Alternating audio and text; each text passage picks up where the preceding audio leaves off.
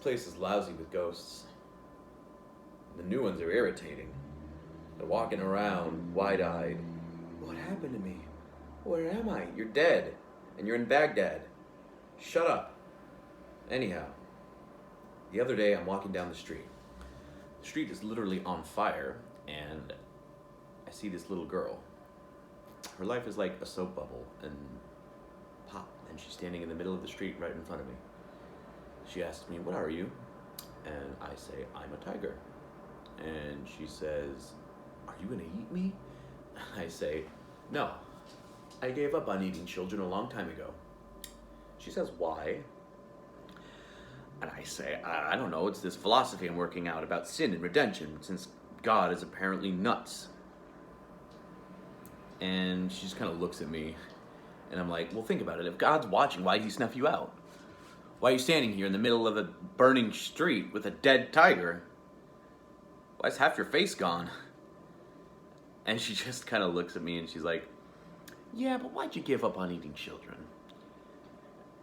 And so I tell her about the two kids in the forest, and how I keep thinking about them, and how I have all this guilt. And she doesn't understand the guilt thing. She doesn't have any guilt. And I'm like, of course you don't. What did you ever do? Nothing. She tells me she's afraid. I tell her I am too. Which you'd think would be comforting given the circumstances, but somehow being blown to bits and coming face to face with the likes of me, well, you know, the girl starts to cry. Her one eye cries. And I say, don't cry. But she cries harder. And so I say, hey, do you want to see something? And she stops crying for a second. She's like, what? And I say, it's, I tell her it's a garden. And she's like, she looks at me as if to say, big fucking deal, like I've never seen a garden before. And I say, no, it's a special garden. And I don't know why I say this. I say, it's God's garden. I tell her it's God's garden. He likes gardens, see? Tempts us in them. Tests us in them. He builds them up and tears them apart. It's like his fucking hobby. And she's skeptical, I can see that. So I bring her here, and I show her all these plants and animals, and it's unlike anything she's ever seen before. And I totally nailed it because she's not crying anymore. She's walking around the garden pointing, a camel, an elephant, a lion. Fucking kids, you know?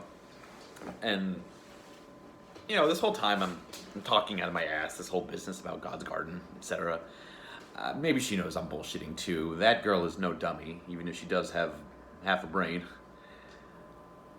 But for a second, we look up at these ruined shrubs and think, okay, man, you work in mysterious ways. We get it. And I feel this swell of hope. And then she turns to me and she says, when will God get here? When will God get here? If this is his garden, then he has to come to it. He has to tend to it. Look, this green is all burned. This animal has lost its head.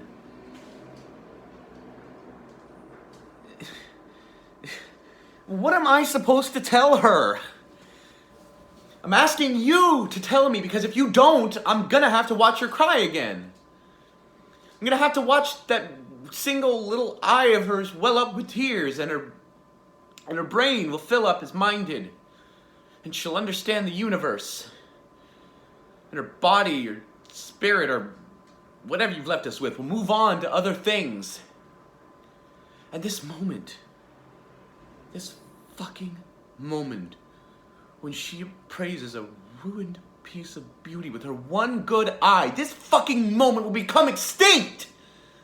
Just like fucking you! Is that what you want? Speak! Through me, or through her, or through someone, but speak, God! Speak!